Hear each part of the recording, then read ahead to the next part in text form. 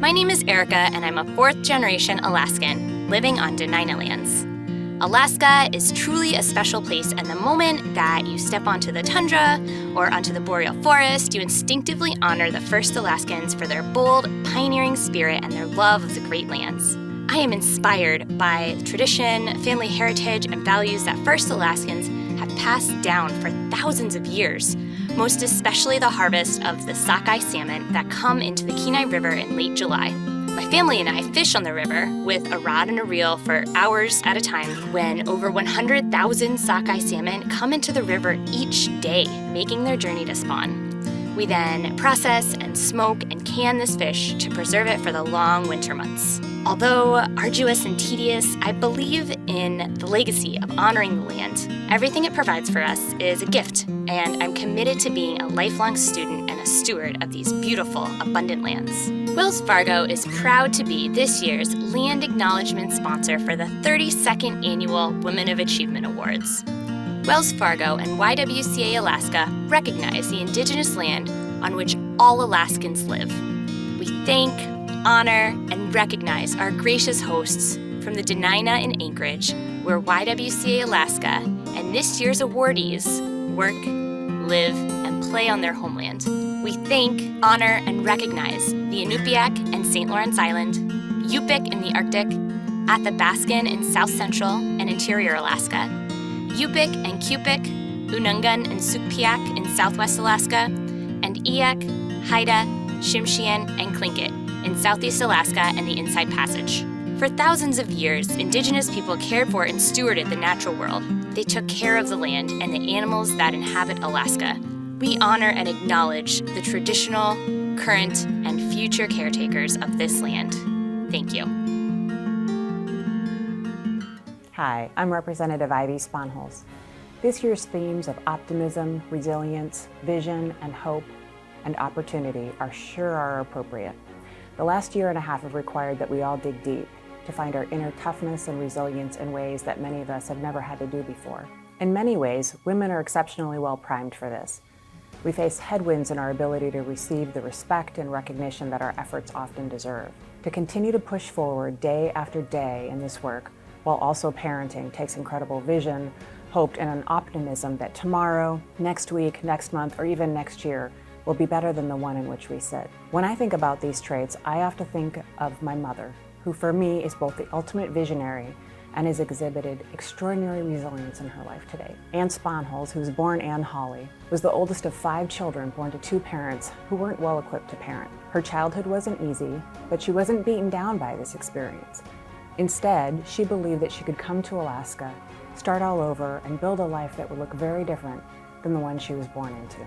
She came to Alaska in 1972, thousands of miles from where she grew up, to live a new life. She settled in Nebezna, Alaska, in the Wrangell Mountains, where she learned to chop wood, hunt, and fish.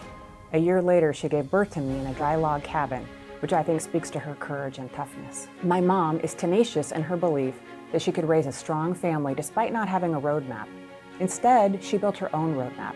She read voraciously about child development and relationships, and through that work, she created a vision for what a strong family could be. As a result, she raised 4 children who cared deeply for each other, have strong moral compasses, and healthy relationships because of that vision. She finished college in her 40s when I was a teenager, while raising 4 kids, and had an amazing career as a foster parent, workforce development leader, and political advocate for women, children, and the poor. Believing that a middle-class job was a path to a better life, she worked for years to help Alaskans get trained for high-paying jobs in the trades. In doing so, she made it possible for many Alaskans to realize their dreams as well. I think she exemplifies the Alaskan spirit, but she also represents the incredible vision, hope, and optimism that Alaskan women have. The last 18 months sure have required a lot of resilience and hope. We've all faced isolation, fear, trying to juggle working and educating our children at the same time, not to mention being the in-home tech support. We've faced fears for the health of our loved ones, often caregiving for them. We faced extraordinary conflict and social media algorithms which increase our perception of that conflict. As we reach deeper and deeper to find the strength and optimism needed to face each day in these difficult times, we have to look for glimmers of hope around us. I personally find hope in the amazing women being honored as YWCA Women of Achievement this year. This year's class of inductees is also one of the most diverse classes ever, which speaks to the YWCA Alaska's strong commitment to recognizing women of color's leadership in Alaska. This year's class includes Alaska Native leaders like Emily Edenshaw, originally from Emonic, who is Executive Director of the Alaska Native Heritage Center. She tragically lost her first husband when their child was just a baby, but she still finished her undergraduate degree in journalism at UAA. She remarried and has gone on to be an amazing mother of two and is blazing trail as an Indigenous leader in Alaska. And she's doing this all while she's pursuing a doctorate in Indigenous Studies at UAF. Michael Fredericks is the CEO of SALT, a Native-owned and women-owned Alaska interior design firm. She's a Yupik woman whose passion for community drives her service on the Board of Catholic Social Services and to Native place naming effort in the municipality of Anchorage, an effort which is helping Anchorage residents to become more aware of the Dena'ina culture, which has been vibrant here for long before immigrants like my mother came to Anchorage. Melanie Osborne, who's Executive Vice President and General Counsel at Chugach Alaska Corporation, who's been an advocate for Alaska Native and American Indian interests for her entire legal career. Kim Reitmeyer, who is Supiaq, has been Executive Director at the INCSA Regional Association for the last 10 years after an extensive career in business. This tough business person is a passionate advocate for INCSA corporations and for her people. This year's class also includes African American leaders like local artist and retired school counselor Vonnie Gaither, whose work centers people of color and a lot of East Anchorage pride. Jasmine Smith, a local entrepreneur whose innovative businesses include Baby Vend, which supports parents on the go. Smith is also a single parent of twins who still manages to volunteer with the Mountain View Community Council on top of everything else in her life. This year's class also includes Alaska's top doctor, Dr. Ann Zink. Where would Alaskans be right now without the calm, compassionate leadership of Dr. Zink?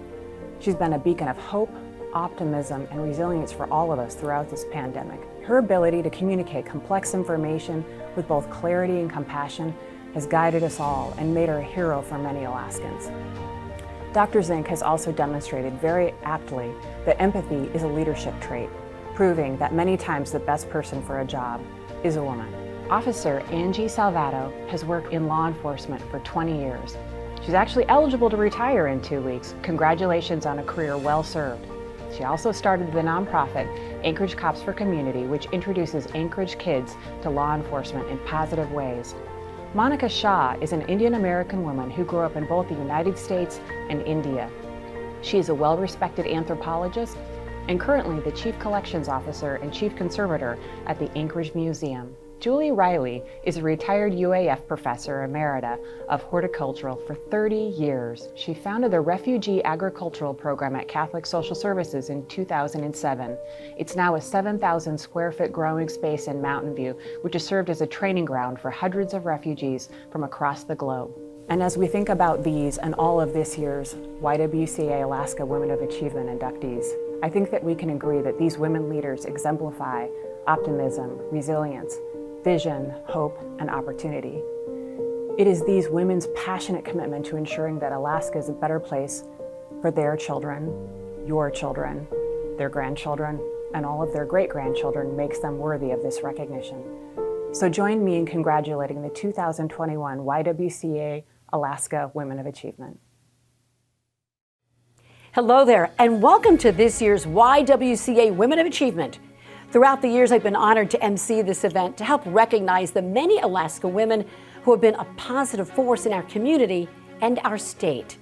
Many times, these are women who have overcome intense challenges and adversity to help others overcome theirs and to mentor them along the way. Which is why the YWCA's commitment to women of all ages, including our youth, is so important. In fact, the YWCA says, in its own words, that it's committed to encouraging and inspiring women of all ages to strive for their own success and create positive impact in their community. From physicians to business leaders and social advocates, these are women who are not only successful in their own right, but also brought along with them other women to also succeed and brought many important causes and issues to light.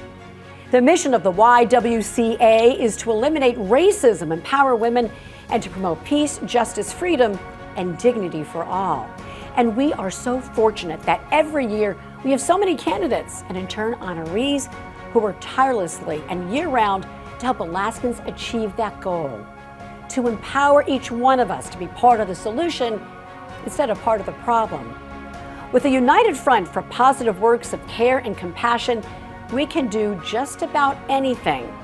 And add to that positive role models to pass on that work and important leadership skills to our next generation.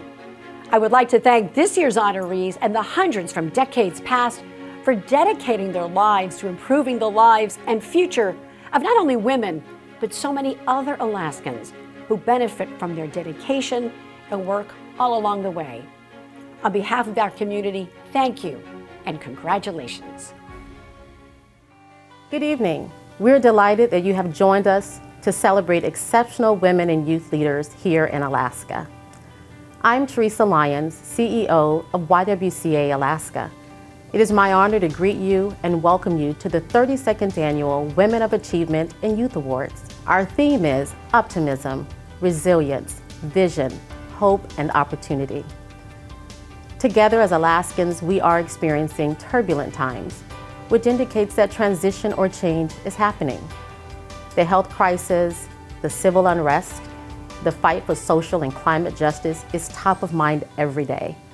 Some days it may feel like up is down and down is up. Nevertheless, we keep fighting the good fight, working to keep Alaskans engaged in conversations that matter to the well-being and dignity of all its people. YWCA Alaska, like nonprofits everywhere, is navigating uncharted waters, endeavoring to meet people where they are and to help them find their way. We do this work in collaboration with community partners and donors, with a staff devoted to quality service and care, under the guidance of our dynamic board of directors, as well as support from the YW Advisory Council. These times of uncertainty make it crystal clear that we need to be good neighbors to each other. There is much history for us to reflect upon and draw from to help us find our way forward together. YWCA Alaska, like the women and youth leaders being honored this week, are electing to look forward. We believe that the best life for all Alaskans will unfold ahead of us and what is to come. We're optimistic in that way, hoping for what is not yet seen. Therefore, this week, we're inviting you to breathe deep with us and exhale. Let's honor these women and youth leaders who serve our communities with resilience, vision, hope, and opportunity. Let's celebrate them and their brilliance. Let's remember their stories and allow ourselves to be better because they have shared a part of themselves with us. Let's be intentional about the importance of our own humanity and our need for a healthy community. Enjoy this year's Women of Achievement and Youth Awards.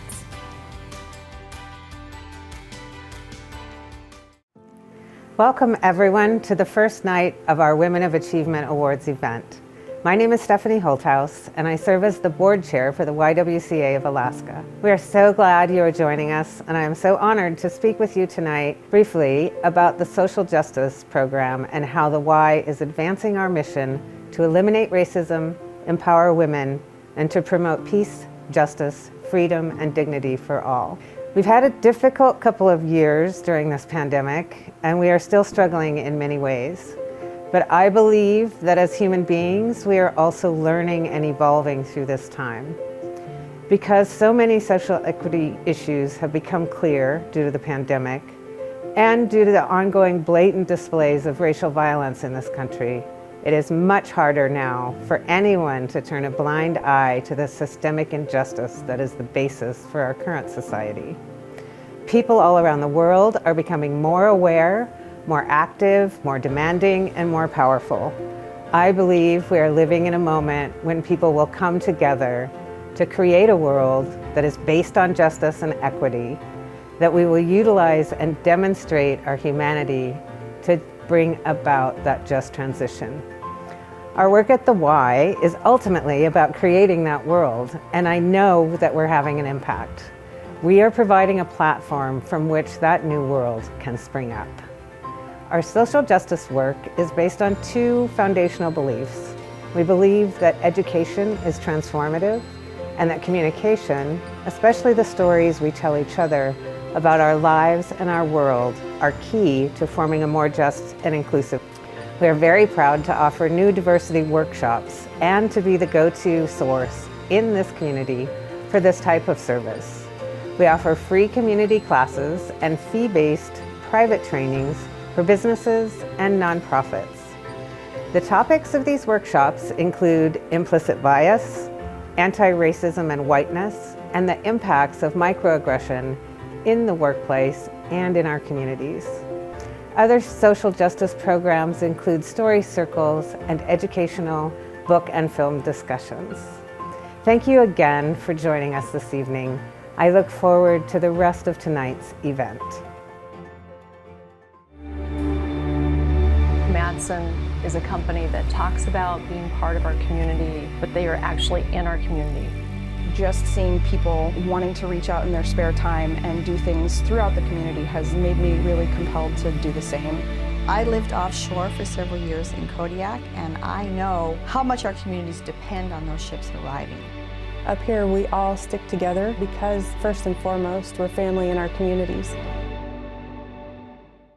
Hi, I'm Jennifer Tungle, Director of Alaska Terminal Operations for Matson and a YWCA board member. It is humbling to speak about Jasmine Smith, who so embodies the YWCA mission of eliminating racism and empowering women. Jasmine is an entrepreneur extraordinaire, a positive crusader for social justice, an advocate for education system that is equitable and inclusive, a mentor and a mom. She is a woman of achievement.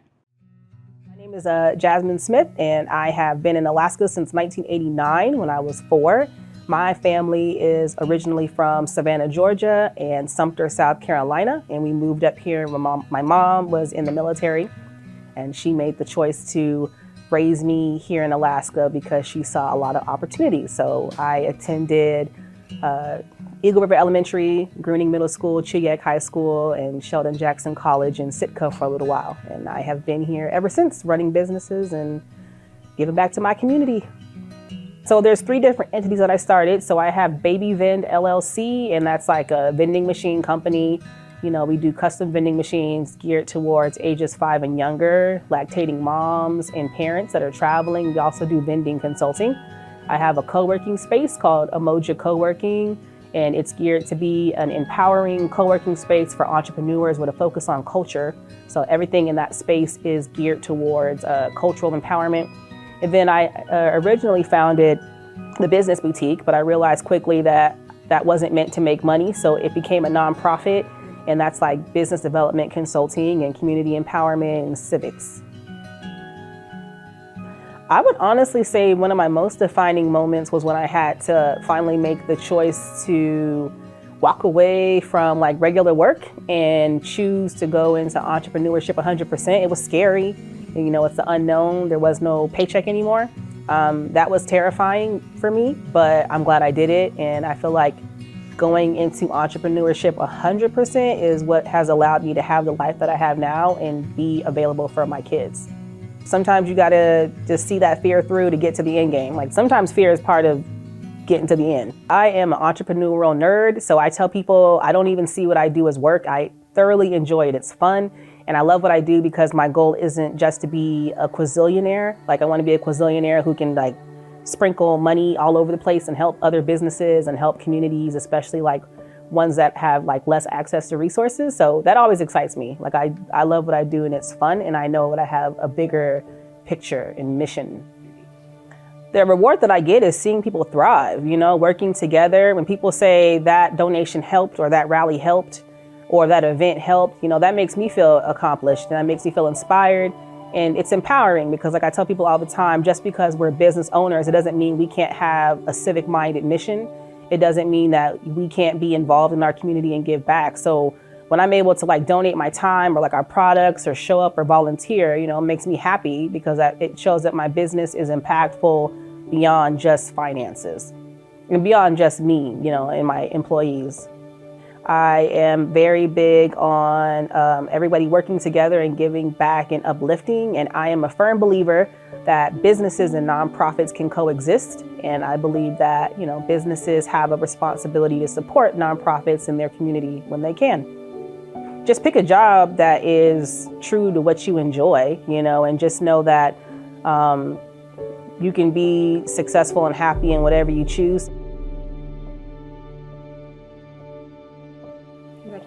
Thank you. This is really, so this is great.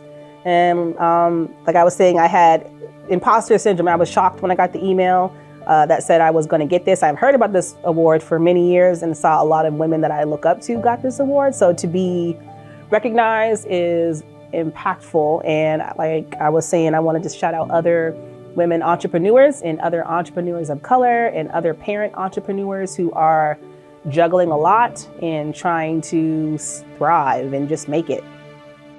I'm honored to speak on behalf of Melanie Osborne for her recognition for the Women of Achievement for the YWCA. Melanie is a blessing to Chugach Alaska Corporation in all that she does, from her general counsel work to her HR, risk, IT. She's everywhere. She's been a great leader for us during these trying times with COVID, and I wish her the best in all that she does. Thank you, Melanie. Congratulations. My name is Melanie Osborne, and I'm an attorney for Chugach Alaska Corporation. I'm the Executive Vice President and General Counsel. When I was 2, we moved from California to Valdez for my dad to work on the pipeline. It was me, my mom and dad, and my sister moving to a small town where we didn't know anyone. My dad was a laborer, and my mom was a clerk typist, and I remember that they both taught me things about how to balance work and family. My dad was seasonal, and he would always make our sandwiches for our sports trips. I've ended up in a really great place where I'm passionate about supporting Indigenous people. And my dream to become a litigator did come true, and I've worked on 3 cases that have had a really broad impact on Alaska Natives. In the early 2000s, I worked on a federal case that made its way up to the U.S. Supreme Court.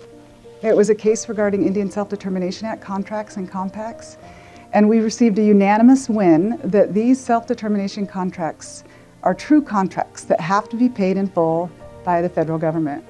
It was that foundation in that case that later resulted in another U.S. Supreme Court decision regarding these contracts on a class-wide basis impacting all of Indian country. So I'm really proud to have gotten to work on that case. In the early 2010s, a colleague and later mentee of mine, Kirsten Kinnegak Friday, and I took an appeal to the Alaska Supreme Court representing an Alaska Native grandmother who was losing her grandchild to a non-Native family when she hadn't been provided due process under the Indian Child Welfare Act. While we weren't successful in the 2-2 decision, the case highlighted the importance of these issues and resulted in a strong dissent about deviating from equal preferences. This work was pro bono and strongly supported by my firm at the time, Stoll Reeves, where I once again worked with Jim Torgerson, a wonderful attorney. Most recently last year and this year, I worked in-house at Chugach Alaska Corporation on the U.S. Supreme Court CARES Act case, challenging the special relationship between Alaska Native corporations and the federal government. This decision held that Alaska Native corporations created by ANCSA are Indian tribes for the purpose of the Indian Self-Determination Act. This was a profound decision decided by the U.S. Supreme Court. I've been really honored to get to do this work for several decades to benefit Alaska Native organizations and people. And supporting women issues has always been really important to me. On women's health issues, over the years I've chaired the Breast Cancer Focus Alaska board that Judge Andrews introduced me to, and I have for 2 decades participated in the Alaska Run for Women, including with my daughter in carriage when she was just a baby. And it was important to me to focus on these activities because we have a history of breast cancer in my maternal line. So I've also participated on the Anchorage Association of Women Lawyers, chaired that board, and also I'm currently on the board and part of their mentorship program, which is a new program I'm excited about. For someone entering the workforce, a young girl entering the workforce, or someone who's just getting started, I would encourage you to find something you're passionate about. Work takes a huge amount of your time, and it's just really important to try and resonate up what you can give with something that you're passionate about. And I would also say, if you work hard and you're, just be kind to others, you will go far in your career, as far as you'd like to. So those would be my suggestions. I would like to thank my family, my friends, and all the people who've mentored me over the years and really supported me. And in particular, I want to thank those who nominated me, a group of sneaky attorneys with Renee Sadi and Jim Torgerson, Miranda Strong, and Tina Grovier. I really want to thank you. You said the sweetest things about me in your nomination letter that I later found. And I just really want to thank you for thinking of me and everything that we've done together. Good evening. My name is Lael Oldmixon, and I'm the Executive Director of Alaska 529. I'm pleased to be here tonight to help recognize and honor the YWCA Youth Award recipients. We were floored when we reviewed the great work and the amazing stories of the award recipients this evening. We commend you for your contributions to community and just want to say thank you for everything that you have done in your communities and around Alaska. We partnered with the YWCA this year to help sponsor tonight's event. And when we thought about what we thought might be a great way to recognize and honor your work, we thought, hey, you know what? What we do is we help families save for future education. So let's help our Youth Award recipients save for their future education. So I'm pleased to announce, in partnership with the YWCA, we will be giving every single one of the award recipients tonight a $2,000 scholarship with Alaska 529. Congratulations and have a great evening.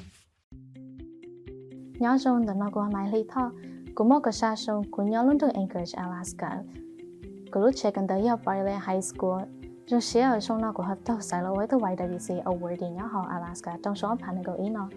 Hello everyone, my name is Miley Tao. I am Hmong. My name in Hmong means beloved moon. First of all, I'd like to thank the YWCA for selecting me as one of the top 5 recipients for this award. I am 17 years old.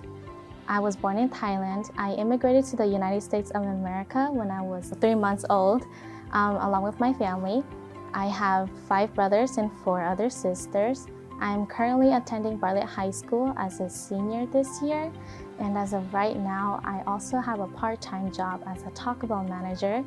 I am currently the president of the C&M Club at my school. It stands for Chinese and Multicultural Club.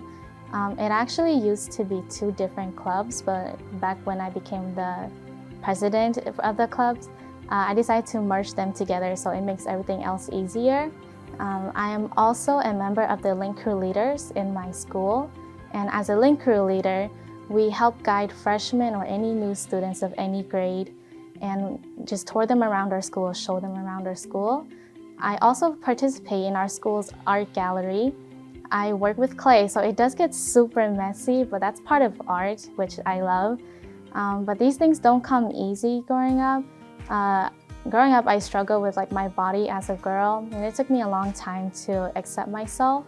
The only thing I said to myself whenever I look at myself in the mirror was just, wow, there's people way prettier than you, and who are you? Because you don't seem enough to society.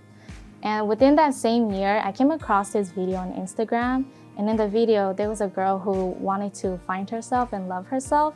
So every day she would look at herself in the mirror and then tell herself the positive things that she loved about herself. And her positivity grew and grew. And day by day, she started to love herself more. And so I also tried that on myself because I figured if I don't love myself now, then it would be probably even harder for me in the future. So I started doing that during that same year, and I worked on myself.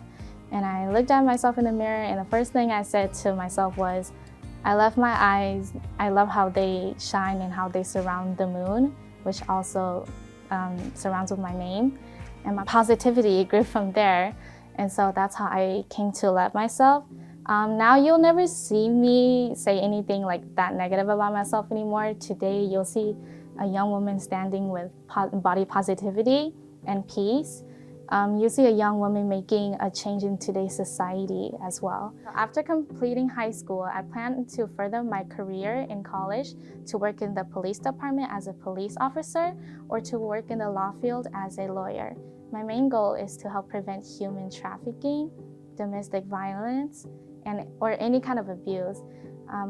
I know the COVID pandemic is hard, everything is held back, but I hope everyone is able to stay positive this year, and I hope everyone stays safe.